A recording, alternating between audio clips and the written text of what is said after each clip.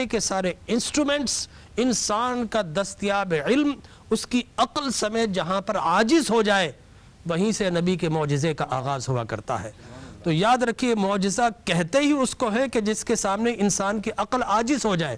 اگر انسان کی عقل میں سما جائے تو معجزہ کیسے کہلائے گا؟ تو وہ تو ہیومن روٹین لائف کا کوئی میٹر کہلائے گا۔ اور یاد رکھیے روٹین لائف اگر بیونڈ دی نیچر نہ ہو، بیونڈ دا انٹلیکٹ نہ ہو، beyond the wisdom of the human body نہ ہو، تو یاد رکھ لیے کہ ہیومن بینگز کی وزڈم سے بیونڈ کوئی چیز نہ ہو تو اسے معجزہ نہیں کہا جاتا۔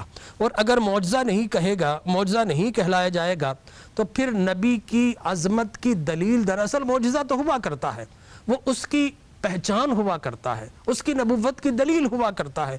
لہٰذا اللہ تبارک و تعالی جل وعلا نے جب بھی کسی نبی کو بھیجا تو حیرت انگیز کمالات اور معجزات دے کر بھیجا، کمال کی بھی انتہا کی اور جمال کی بھی انتہا کی۔ اور جب انتہا کی بات کرتے ہیں کمال و جمال کی اور حسن و جمال کی تو یاد رکھیے اللہ نے ہر نبی کو یہ عطا فرمایا، لیکن نبیوں کے سردار تاجدار ختم نبوت، محسن انسانیت، بقائے آدمیت، حرمت کائنات اور وجہ تخلیق کائنات حضور اکرم تاجدار کائنات صلی اللہ علیہ وسلم کو اللہ نے فضیلت اور افضلیت میں بھی بے مثل و بے مثال بنایا۔